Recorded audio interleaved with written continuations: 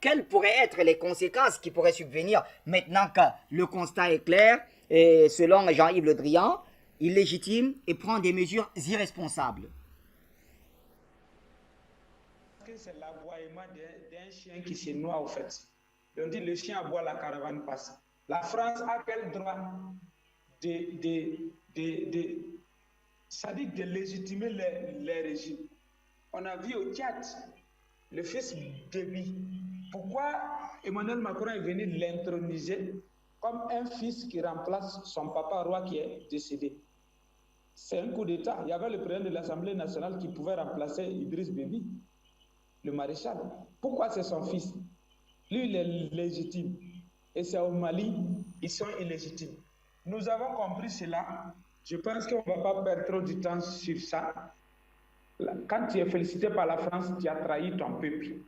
Et quand tu n'es pas félicité par la France, tu fais la volonté de ton peuple. Et je veux que le peuple africain comprenne cela une bonne fois pour toutes. Donc, tous ces aboiements de la France-là, moi je pense qu'on doit les laisser et puis voir maintenant comment construire le nouveau Mali. Voilà, Afsimi n'a qu'à accélérer rapidement. Comment il faut renvoyer. Parce qu'affaire des papiers, là, mais c'est ça qui nous fatigue. S'il n'y avait même pas d'accord, on allait les dire poliment, il faut partir. Mais comme il y a affaire des papiers là, bon, c'est tout cela qui va prendre du temps, quoi. Sinon, pour moi, là, aujourd'hui même, la France devrait quitter le Mali. Voilà, parce que la France n'est pas là pour nous.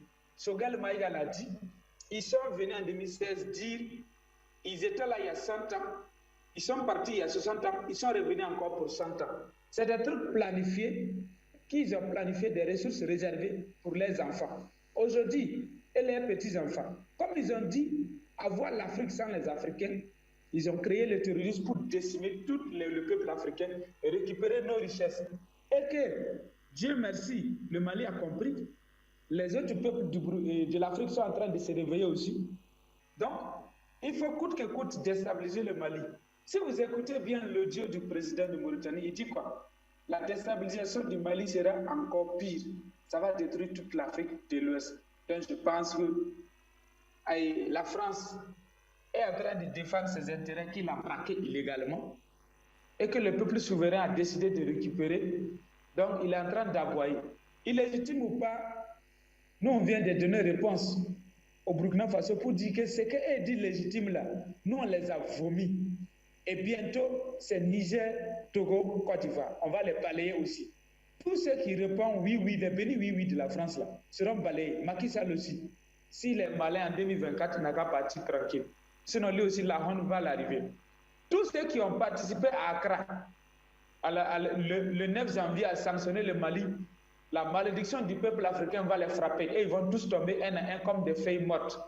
Donc, que Jean-Yves Le Drian n'a qu'à fermer sa bouche une bonne fois pour toutes et venir prendre leçon de démocratie et de diplomatie avec son homologue. Nestor, mais monsieur Le Drian semble dire que les décisions irresponsables du Mali ne seraient pas sans conséquences. Quelles pourraient être ces conséquences? Nous, on s'en fout de ces conséquences. De toutes les façons, j'ai dit qu'Abrimo n'a pas peur de couteau. Ivoirien dit qu'Abrimo n'a pas peur de couteau. Ça fait 10 ans que les Maliens meurent matin, midi, soir. Quelles conséquences qu'on peut avoir plus graves que ça?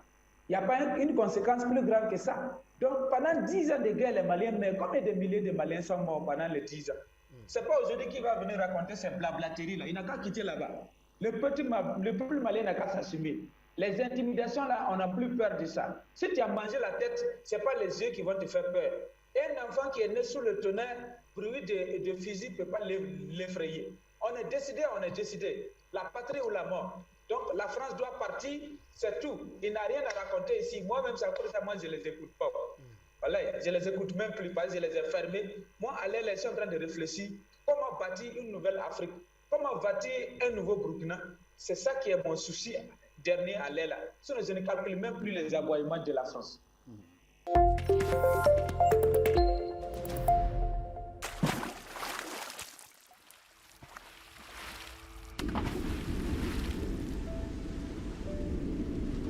Afrique Média. Le monde, c'est nous.